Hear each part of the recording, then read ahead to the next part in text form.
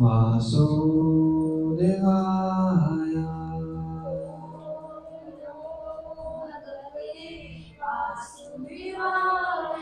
ॐ नमो भगवते वासुदेवाय।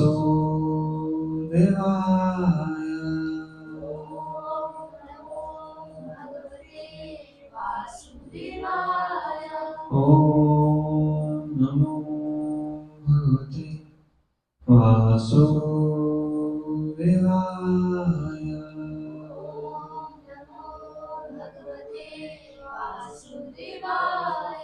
नारायणं नमस्कृत्य नरं चैव नरोत्तमं देवीं सरस्वतीं व्यासं ततो जयमुदीरये। नष्टप्रायेषु भद्रेषु नित्यं भागवत सेवया भगवती उत्तम श्लोके भक्तिर्भवति नैष्ठिकी। कृष्णाय वासुदेवाय देवकी नंदनाय च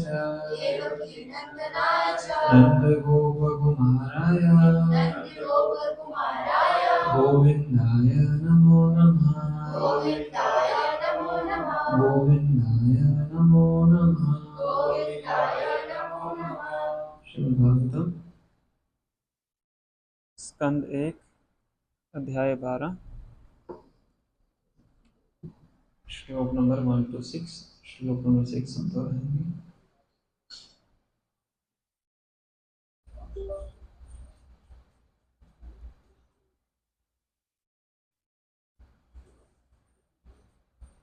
फर्स्ट कैंटो चैप्टर 12 श्लोक नंबर 6।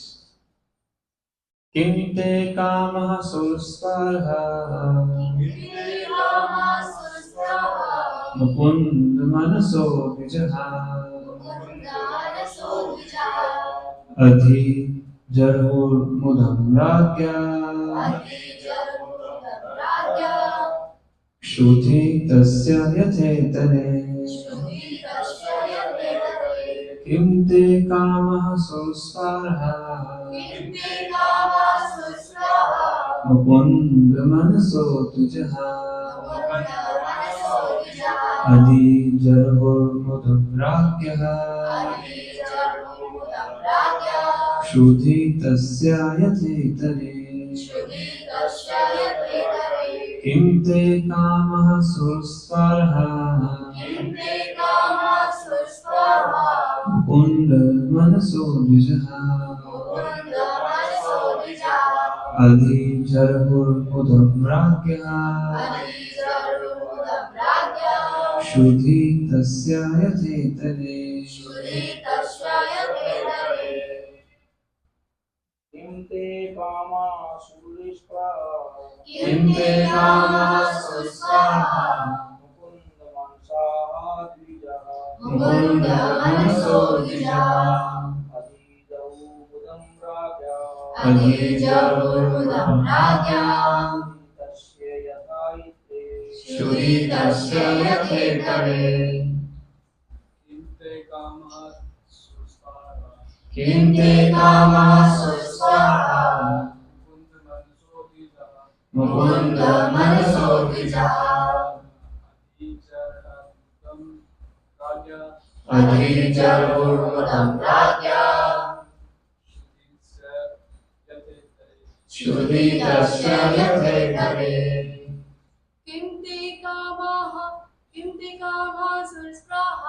किं ते कामः सुस्पर्हः मुकुन्द मनसो द्विजः मुकुन्द मनसो द्विजः अधि जर्हुर्मुदं राज्ञः अधि जर्हुर्मुदं राज्ञः क्षुधि तस्य यथेतरे। क्षुधि तस्य यथेतरे।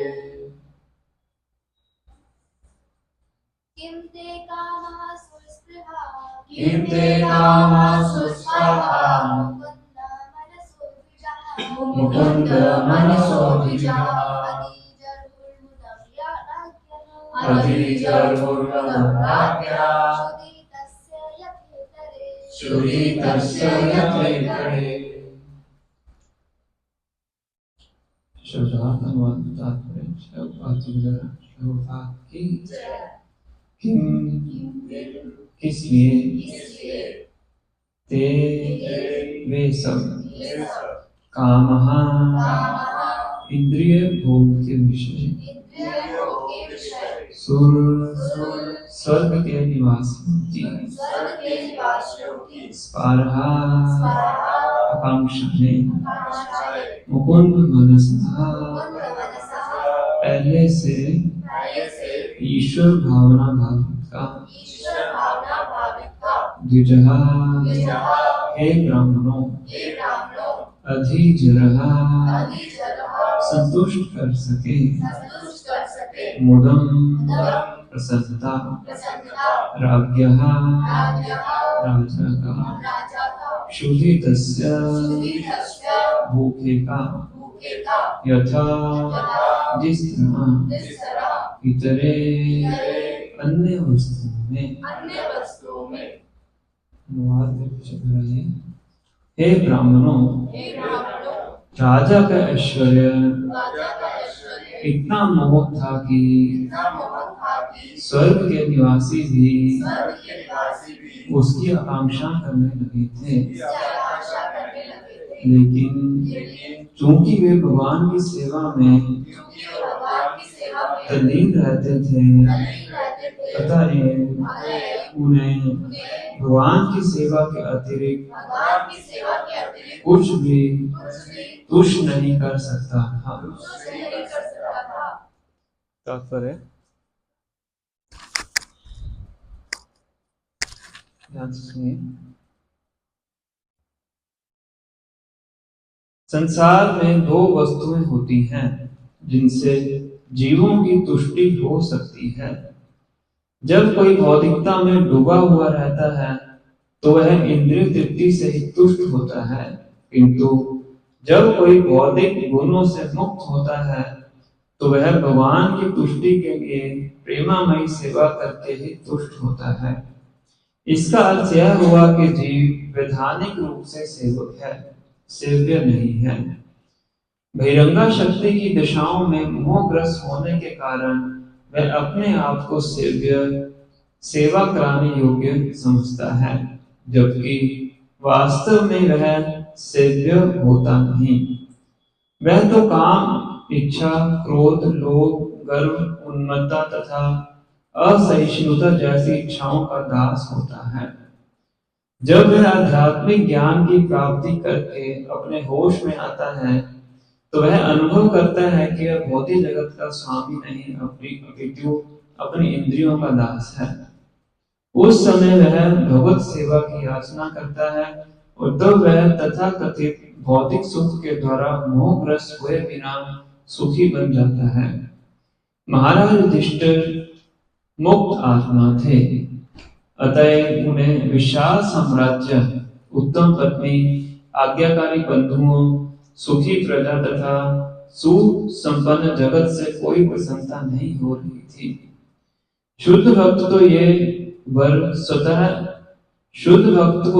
स्वतः प्राप्त होते हैं, भले ही वह उनकी कामना ना करे। यहाँ पर दिया गया दृष्टांत अत्यंत उपयुक्त है। ऐसा कहा जाता है कि भूखे को भोजन के अतिरिक्त अन्य किसी वस्तु से संतोष नहीं मिलता। सारा संसार भूखे जीवों से भरा पड़ा है। यह भूख उत्तम भोजन, आश्रय या इंद्रिय तृप्ति के लिए नहीं है। भूख तो आध्यात्मिक वातावरण के लिए है। अज्ञानवश ही लोग सोचते हैं कि संसार असंतोष से व्याप्त है, क्योंकि पर्याप्त भोजन, आश्रय, सुरक्षा तथा इंद्रिय तृप्ति के साधन उपलब्ध नहीं है। यह मोह कहलाता है। जब जीव परिलक्षित आध्यात्मिक तुष्टि के लिए भूखा होता है तो लोगों को उसमें भौतिक भूख दिखती है, लेकिन मूर्ख नेता यह भी नहीं देख पाते हैं कि जो लोग भौतिक दृष्टि से पूरी तरह तृप्त हैं वे फिर भी भूखे रहते हैं, और उनकी भूख तथा गरीबी है क्या? यह भूख वस्तुतः आध्यात्मिक भोजन, आध्यात्मिक आश्रय आध्यात्मिक सुरक्षा तथा आध्यात्मिक इंद्रिय तृप्ति के लिए होती है। इन्हें परम आत्मा भगवान श्री कृष्ण के सानिध्य द्वारा प्राप्त किया जा सकता है। और जिनके पास ये वस्तुएं हैं, भौतिक जगत के तथाकथित भोजन, आश्रय, सुरक्षा तथा इंद्रिय तृप्ति के द्वारा आकृष्ट नहीं होते। यद्यपि स्वर्ग के निवासी भी इनका आनंद उठाते हैं। अतः भगवत गीता में भगवान ने कहा है कि ब्रह्मांड के सर्वोच्च लोक अर्थात ब्रह्म लोक में भी, जहां जीवन अवधि पृथ्वी की गणना से कई लाख गुना होती है, जीव अपनी भूख नहीं बुझा सकता। ऐसी भूख तभी शमित होती है जब जीव अमरता को प्राप्त होता है, जिसे वैकुंठ लोक में ही, जो ब्रह्म लोक से भी काफी दूर है, उन भगवान मुकुंद के सानिध्य द्वारा प्राप्त किया जा सकता है, जो अपने भक्तों को मुक्ति का दिव्य आनंद प्रदान करने वाले हैं।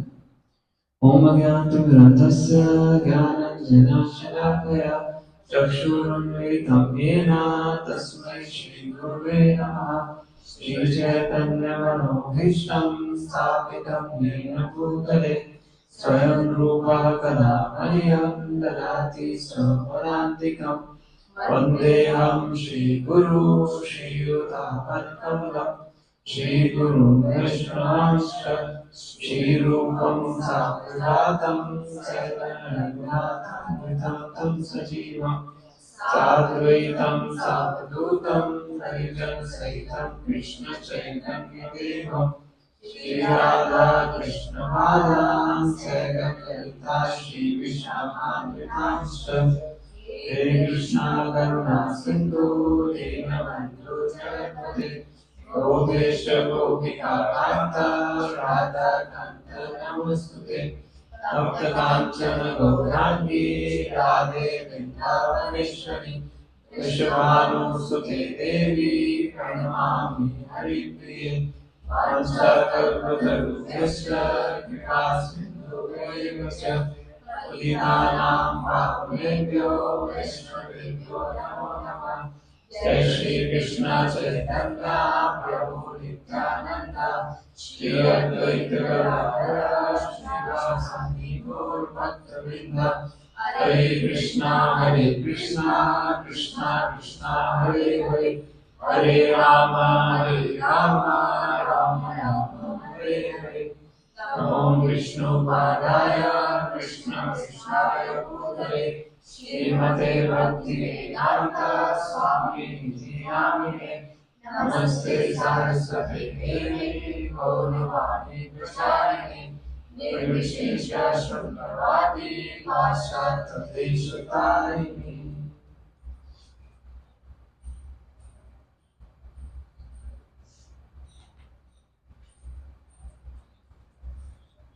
हरे कृष्णा। आप सबका स्वागत है।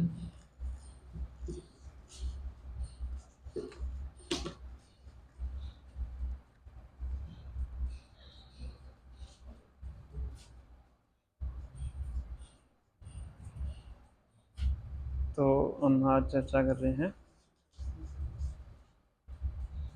फर्स्ट कैंटो चैप्टर नंबर 12 श्लोक नंबर 1 to श्लोक नंबर 6।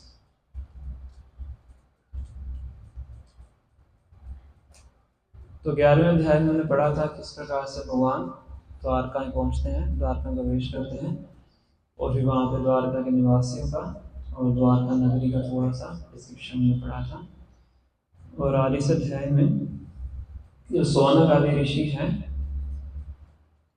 सुत गोस्वामी से प्रश्न करते हैं कि परीक्षित महाराज का जन्म कैसे हुआ। ये प्रश्न उन्होंने पहले भी किया था और सुत गोस्वामी ने उत्तर देना शुरू किया था जब उत्तरा तक पहुंचे थे, जब पूरा जो क्रम था उत्तरा तक पहुंचा था कि उत्तरा के गर्भ को नाश करने के लिए श्रद्धामा ब्रह्मास्त्र छोड़ते हैं। तो उसके बाद थोड़ा सा अलग विषय पे चले गए थे। पहले कुंती महारानी की प्रार्थनाएं उन्होंने बताई, फिर भीष्मदेव की प्रार्थनाएं आती हैं, भीष्मदेव को मिलने के लिए ऋषि महाराज आते हैं, फिर भगवान का विवरण आता है किस प्रकार से हस्तिनापुर से द्वारका की ओर आते हैं। तो पूरा एक तरह से अलग विषय पे चले गए। तो दोबारा उनको उसी विषय पे लाने के लिए जो शौनक ऋषि हैं उनसे दोबारा से प्रश्न करते हैं। कि परीक्षित महाराज का जन्म किस तरह से हुआ है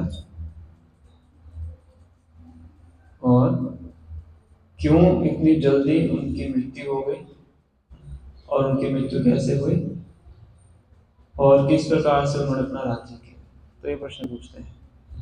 तो इन प्रश्नों का उत्तर देते हुए सुत गोस्वामी अब आगे का जो क्रम है उसको बताते हैं।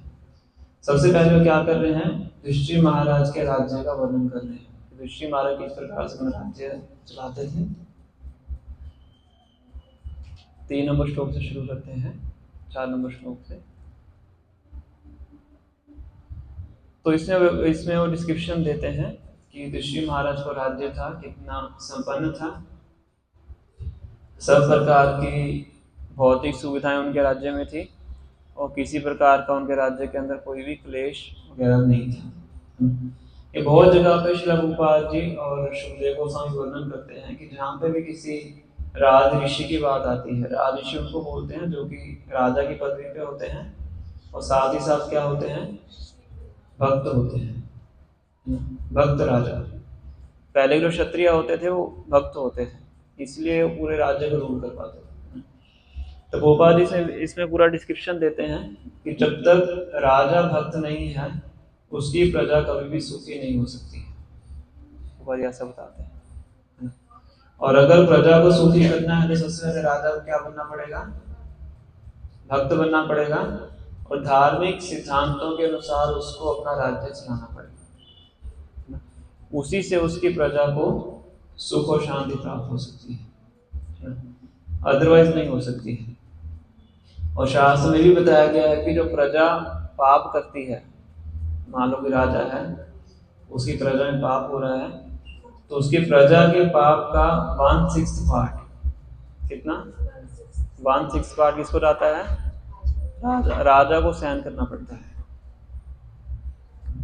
अगर राजा के राज्य के अंदर गोहत्या हो रही है या कसाई घर खुले हुए हैं या मदिरा का पान हो रहा है, तो ऐसा नहीं है कि राजा को उसका प्रभाव नहीं पड़ेगा, उसका जो 1/6 रिएक्शन है वो राजा को लेना पड़ता है, चाहे खुद मांसाहार ना करता हो, चाहे खुद मदिरा पान ना करता हो। और अगर उसे राज्य में हो रहा है तो क्या उसका जो रिएक्शन है राजा को भी झेलना पड़ता है। क्यों झेलना पड़ता है, राजा की क्या गलती है, क्योंकि राजा की ड्यूटी है, उसकी रिस्पॉन्सिबिलिटी है। तो अगर उसके राज्य में सब कुछ हो रहा है मतलब रिस्पॉन्सिबिलिटी को अच्छे से नहीं निभा रहा है। तो इसीलिए वैदिक टाइम्स में लोग राजा बनने से हिचकते थे। आज तो इलेक्शन का टाइम है, सबको पता है क्या हो रहा है, जबरदस्ती तिकड़मबाजी करके लोग राजा मतलब राजा मतलब कि एडमिनिस्ट्रेटिव पोजीशन लेना चाहते हैं। तो पहले एंशिएंट टाइम में ऐसा नहीं होता था। एक प्रियव्रत महाराज का वर्णन आता है। शंभु मनु के 2 पुत्र थे, तानपाल और प्रियव्रत महाराज। तो शंभु मनु शायद दोनों ही पुत्र थे। तो प्रियव्रत महाराज के काउंसलर कौन होते हैं, नारद मुनि। और नारद मुनि की इच्छा क्या रहती है, नारद मुनि की क्या इच्छा है,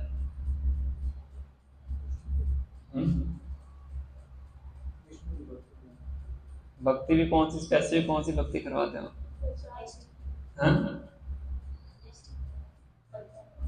प्रचार तो करते ही हैं, पर उनको ब्रह्मचारी बनाना बहुत अच्छा लगता है। दक्ष प्रजापति के पुत्रों को बनाया था ना, ऐसे ही प्राचीन बरी राजा को बोला घर का परित्याग करो। तो प्रियव्रत महाराज को गाइडेंस कौन देते थे, नारद मुनि। और प्रियव्रत महाराज जंगल में रहते थे, पूरा ब्रह्मचारी का धारण करके वो रह के, उनकी इच्छा नहीं थी मुझे घर बाहर में जाना है। अब शंभु मनु का समय आ जाता है वानप्रस्थ आश्रम से पार करने का। गृहस्थ आश्रम का कौन सा आश्रम होता है, वानप्रस्थ, उनके पिताजी थे। तो वो कहते हैं मुझे अब जाना है। आजकल तो लोग रिटायर नहीं होना चाहते ना, जब तक मृत्यु ना आ जाए या फिर जबरदस्ती उनको निकाल ना दिया जाए कुर्सी से। तो शंभु मनु कहाँ जाते हैं, जंगल में जाते हैं प्रियव्रत महाराज के पास। उनके बेटे होते हैं कि तुम आगे राज्य संभालो और मुझे वन में जाने दो। मुझे रिटायरमेंट लेनी है, वन में जाके मुझे 100% भगवान की भक्ति करनी है। तो प्रियव्रत महाराज क्या कहते हैं, मुझे नहीं राज्य चाहिए, मुझे राज्य नहीं करना, मैं यहीं पर ठीक है ना। अब दो महाजन है यहाँ पे, एक तरफ नारद मुनि है, उनको रोक रहे हैं कि नहीं जाना है, और शंभु मन वो भी महाजन है, 12 महाजनों में से एक महाजन शंभु मन है। तो कह रहे हैं चलो, तो इनके मसले को सुलझाने के लिए तीसरे महाजन आते हैं, कौन? ब्रह्मा जी आते हैं। तो ब्रह्मा जी के कहने पे जो प्रियव्रत होते हैं वो जाके भी राज्य स्वीकार करते हैं। ब्रह्मा जी तो नारद मुनि के भी गुरु हैं, तो जो गुरु आगे फिर तो उनको पीछे हटना पड़ेगा। तो 3 महाजनों को इकट्ठा होना पड़ा, किस लिए? उनको कन्विंस करने के लिए कि वो राजा बने। क्योंकि राजा बनना क्या है, एक बहुत ही रिस्पॉन्सिबल पोजीशन है। ऐसे नहीं कि हम आराम से बैठेंगे अपना इंद्रिय तृप्ति करेंगे, आजकल तो ऐसे होता है, इसे रिएक्शन भी लगते हैं, और हम देखते भी हैं, है ना, कि जो इस प्रकार से करता है उनके बाद अलग अलग प्रकार की विपदाएं झेलनी पड़ती हैं। कुछ प्रत्यक्ष रूप से दिखती हैं इस जन्म में, कुछ अप्रत्यक्ष रूप से होती हैं, और कुछ बीज की फॉर्म में होती हैं जो कि अगले जन्म में उनको प्राप्त होती है। क्योंकि सच्चाई है कि जो प्रजा करेगी, गलत कार्य करेगी, उसका 1/6 रिएक्शन किसको जाता है? राजा को जाता है। और अगर राजा सदाचारी है, धर्म के अनुसार कार्य करता है, तो उसके धर्म पालना करने का जो प्रभाव है उसके राज्य के ऊपर पड़ता है। उसका राज्य जो होता है समृद्ध होता है, उसकी जो प्रजा है वो सुखी रहती है। तो इस प्रकार से ऋषि महाराज के राज्य का थोड़ा सा डिस्क्रिप्शन यहाँ पे आया है। और जो हमने भी श्लोक पढ़ा है उसमें बहुत महत्वपूर्ण चीज बताई गई है। उसमें बता रहे हैं, The opulence of the king was so enchanting that the denizens of heaven aspired for it. ऋषि महाराज का ऐश्वर्य इतना विशाल था कि स्वर्ग के लोग भी उनके ऐश्वर्य की इच्छा करते थे। साधारणतः जो स्वर्ग के निवासी हैं वो धरती के निवासियों को किस तरह से देखते हैं? जैसे हम बंदरों को देखते हैं। इस तरह धरती पे आते हैं, धरती को छूना भी नहीं चाहते हैं, धरती से ऊपर रहते हैं। हम अपने आप को बड़ा महान समझ सकते हैं बड़ा सुंदर समझ सकते हैं। चाहे सूअर होता है और नाली में अपने आप को बड़ा कंफर्टेबल समझता है, तो मनुष्यों को कैसे देखते हैं? ऐसे जो स्वर्ग के निवासी मनुष्यों को इस प्रकार से देखते हैं। पर ऋषि महाराज का जो राज्य था इतना यशस्वी था कि स्वर्ग के निवासी भी उनके ऐश्वर्य को चाहते थे। जैसे यहाँ पे लिखा हुआ है, स्प्रिया स्पिरा सुर स्पिरहा सुर स्परहा। स्प्रिया से शब्द आया है, स्प्रिया मतलब डिजायर, सुर मतलब देवता। तो देवता भी डिजायर करते थे, इच्छा रखते थे कि ऋषि महाराज का जो ऐश्वर्य है वो हमें प्राप्त हो। पर because he was absorbed in the service of the Lord, nothing could satisfy him except Lord service. और ऋषि महाराज का क्या स्टेटस है? वो भगवान की भक्ति में इतने तल्लीन हैं, तो उनको अपने ऐश्वर्य से कोई भी लगाव नहीं है, उनको अपने राज्य से कोई भी संतुष्टि प्राप्त नहीं होती है। क्यों? असंतुष्ट व्यक्ति कौन व्यक्ति असंतुष्ट रहता है? जो गद्दी है ना उसको इसके ऊपर, या वो पड़ी है गद्दी, नीचे sir झुकाना।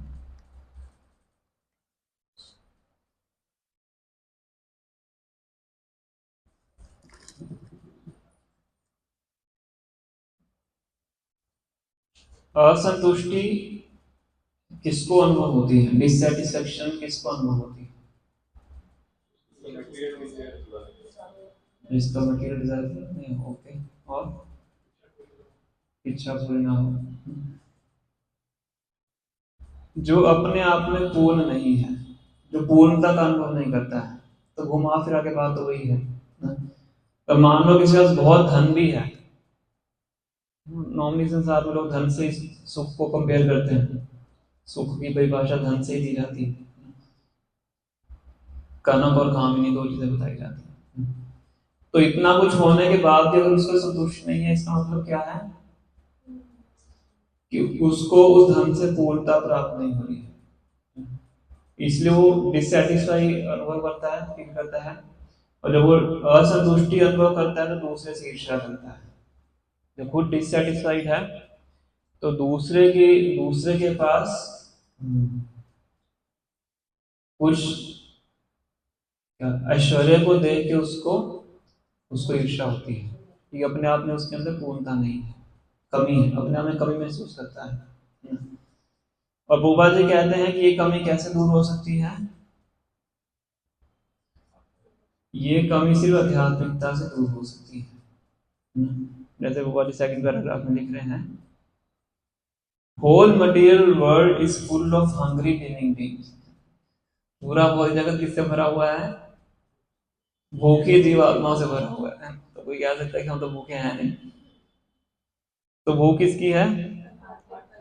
The hunger is not for good food, shelter और sense gratification. The hunger is for the spiritual atmosphere. जो भूख है किसके लिए है? आध्यात्मिक वातावरण की भूख है।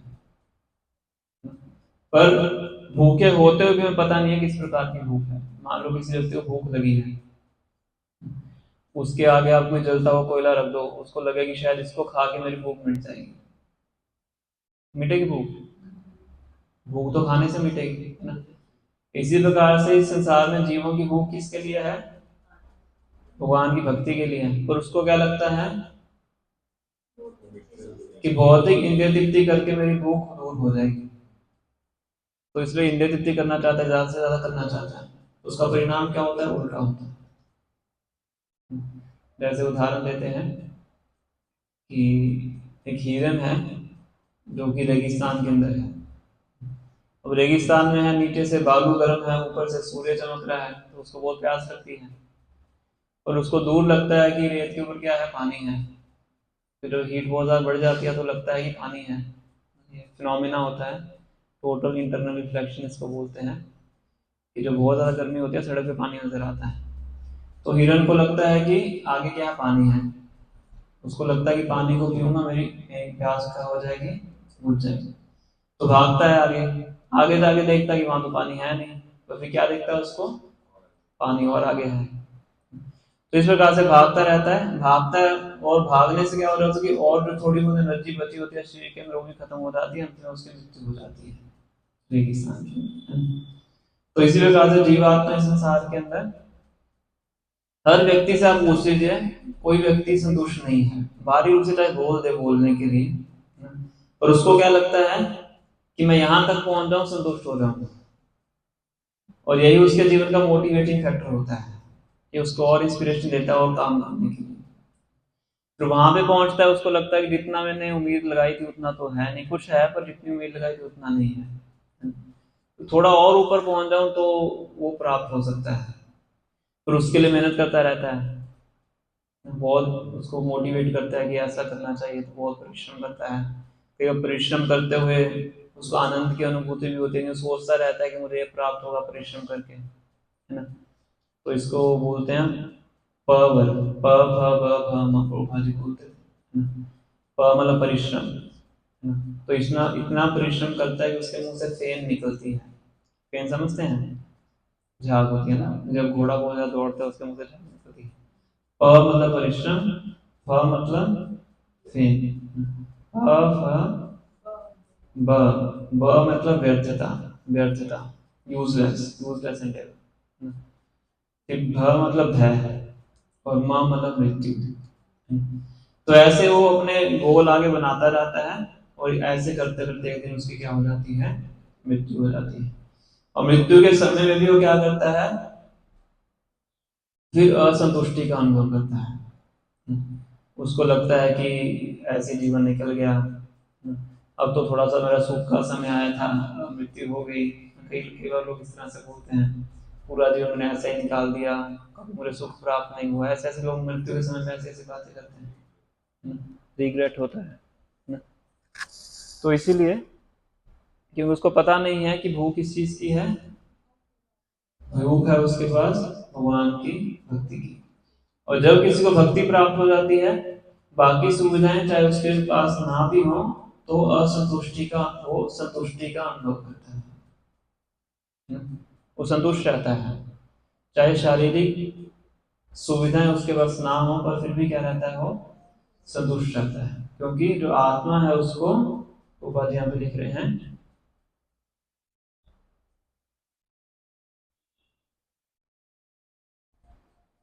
Spiritual food, spiritual shelter, spiritual defence, spiritual sense gratification. हर किसी का स्पिरिचुअल वर्ड यूज करें।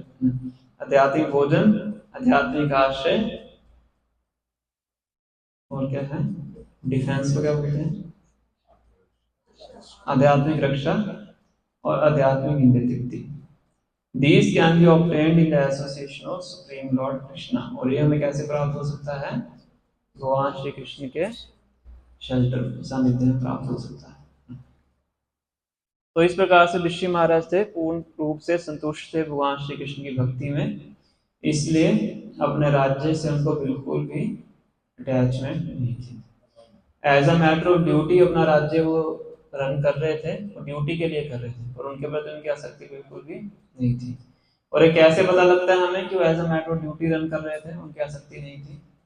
कैसे पता लगता है हमें? उनके जीवन के किस पहलू से पता लगता है?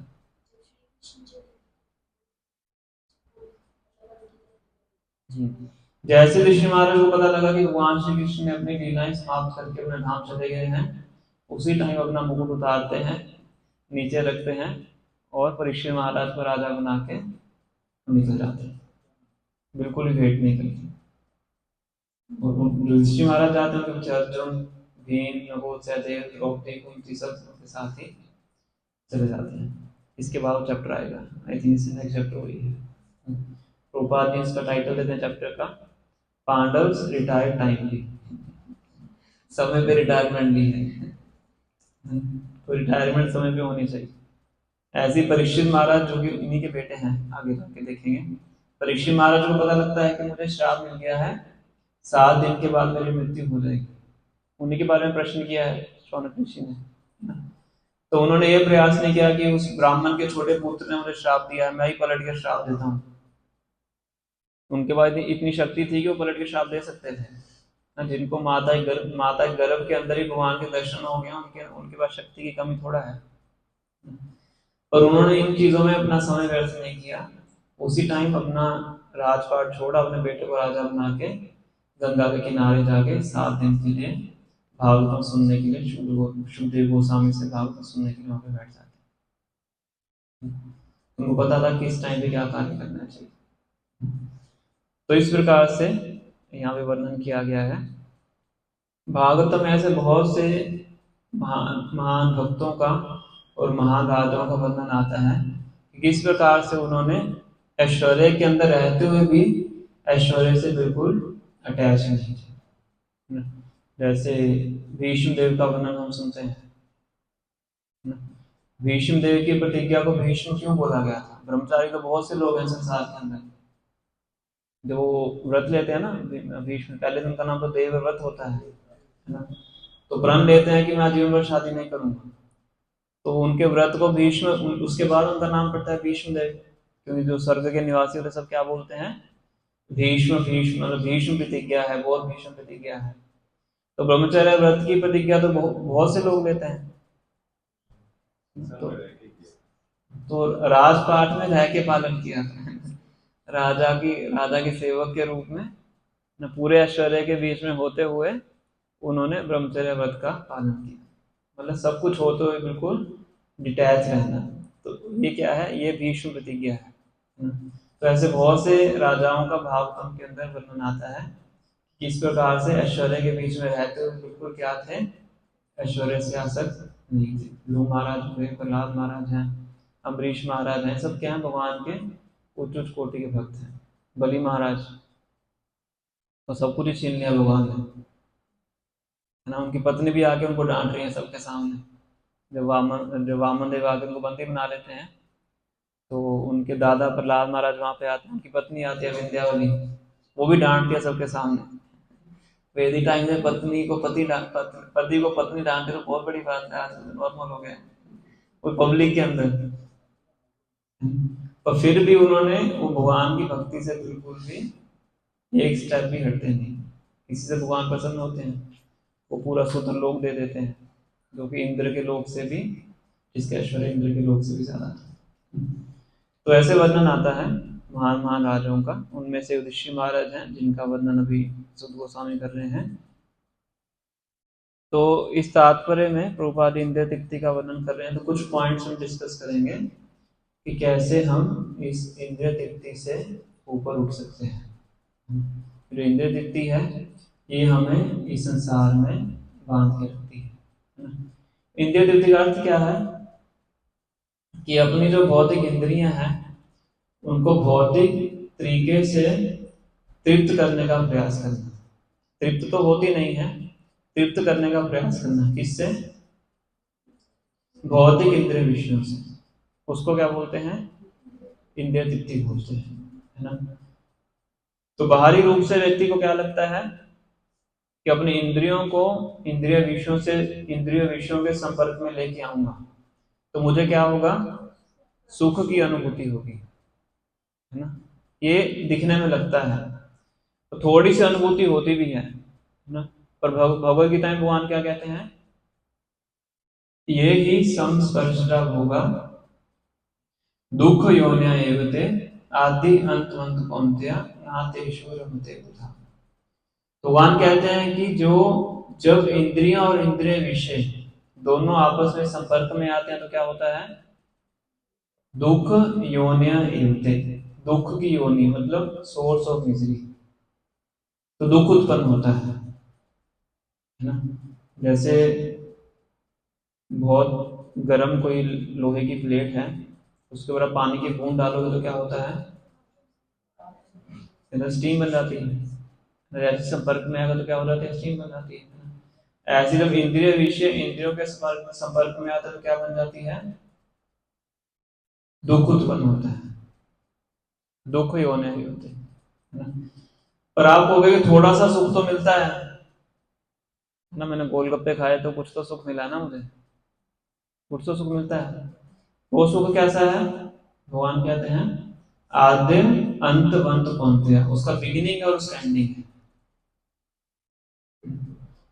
मतलब क्या है? वो टेम्परेरी है। स्टार्टिंग पॉइंट है, जब जीभ पे रखा तो स्टार्टिंग पॉइंट हो गया, जैसे ही यहां तक पहुंचा एंडिंग पॉइंट हो गया, फिर टेस्ट खत्म, है ना। दोबारा खाओ पर एक मात्रा से ज्यादा खा नहीं सकते, जो खाएगा अपना शरीर खराब करेगा, है ना। तो उसका क्या है? आदि और अंत, बिगिनिंग भी और एंडिंग भी है। थोड़ा सुख जो मिलता है, तो दुख क्या है? बहुत ज्यादा है। इसीलिए ना तेषु रमते बुधा, इसलिए बुद्धिमान व्यक्ति है वो कभी भी इसमें सुख नहीं ढूंढता है, मतलब उसमें लिप्त नहीं होता है। बुद्धिमान है, थोड़े से सुख के लिए इतना ज्यादा दुख क्यों हो, उसको छोड़ देता है ना। पर जो भगवान की बहिरंगा शक्ति है वो इतनी प्रभावशाली है, व्यक्ति को फिर बोलती है कि दोबारा इस कार्य को करो। उसको अनुभव भी हो जाता है कि मुझे लास्ट टाइम जब मैंने किया था एक कार्य बहुत कष्ट का अनुभव हुआ था। लास्ट टाइम जो चोरी की थी तो पुलिस ने पकड़ के बहुत मारा था। लास्ट टाइम ये गलत कार्य किया था, उसका बहुत बड़ा परिणाम निकला। पर जो माया है फिर उसको ऐसी पिक्चर दिखा देती है कि उसको लगता है कि एक बार दोबारा करके देखता हूं, या फिर जो थोड़ा सा टेस्ट उसको मिला था वो टेस्ट उसको और ज्यादा मोटिवेट करता है उस कार्य को करने के लिए। तो इसलिए से वो बार बार चक्कर में फंसता रहता है। तो अब इस इंद्रिय तृप्ति से कैसे बचा जाए?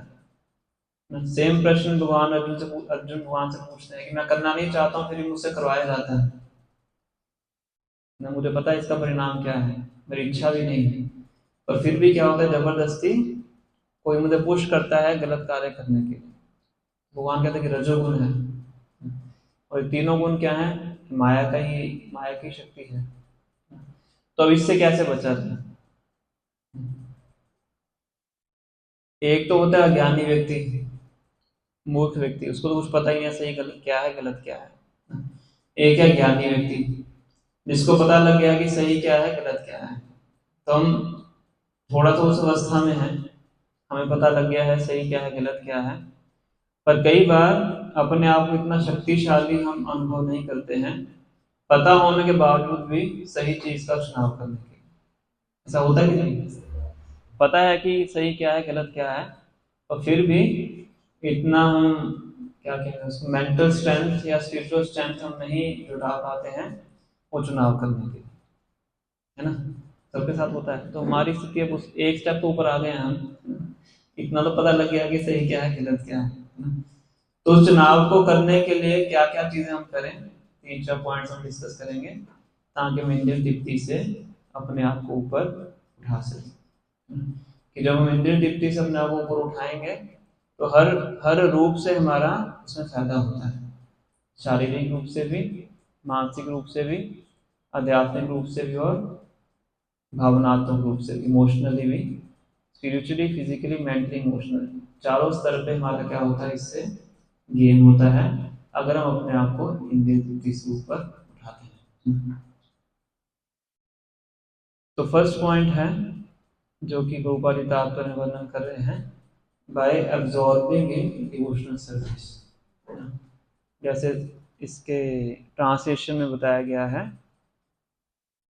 because he was absorbed in the service of the Lord, nothing could satisfy him except the Lord's service। भगवान की सेवा में एब्जॉर्प्शन होना, तल्लीनता होना। तो एक बार एक लेक्चर में एक डिवोटी सुना रही, छोटी सी कथा थी कि एक बार एक जंगल में एक साधु बैठ के तपस्या कर रहा होता है। तपस्या मतलब ध्यान लगा रहा होता है।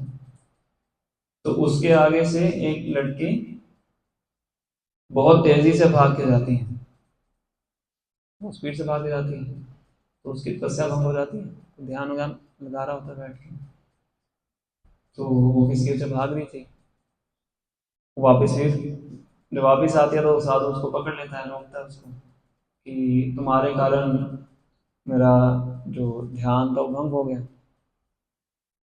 तो उनको पलट के प्रश्न करती है जो माता जी होती हैं, तो कहते कि मैं तो अपने प्रेमी के प्रेम में इतना ज्यादा वो तल्लीन थी, मुझे तुम दिखाई नहीं पड़े कि तुम यहाँ पे बैठे हो, है ना?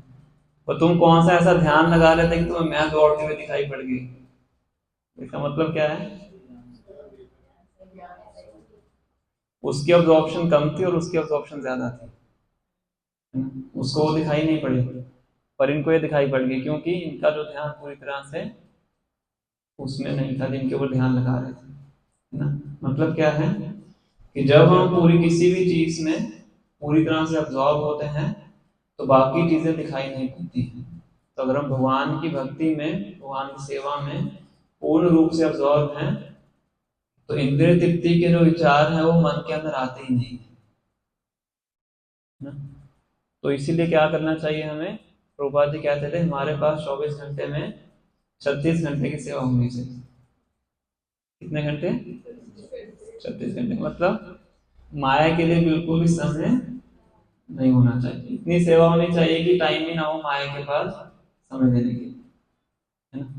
तो कई बार जो उदाहरण देते हैं, जैसे भारतीय रेलवे होती है ना, ट्रेन, तो लोग कहते हैं कि थोड़ी सी हमें बैठने की जगह दो, 3 की सीट है, चौथा व्यक्ति आता है, क्या बोलता है, थोड़ा सा बस, थोड़ा सा बैठना है।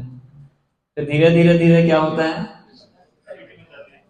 जो बैठा होता है उसको खड़ा होना पड़ता है, वो व्यक्ति आराम से बैठ जाता है।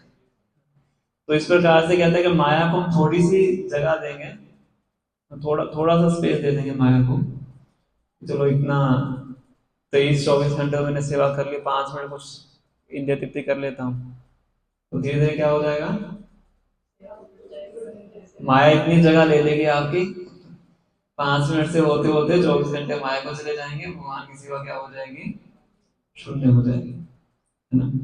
तो इसीलिए कहते हैं कि माया के लिए कभी भी समय नहीं होना चाहिए।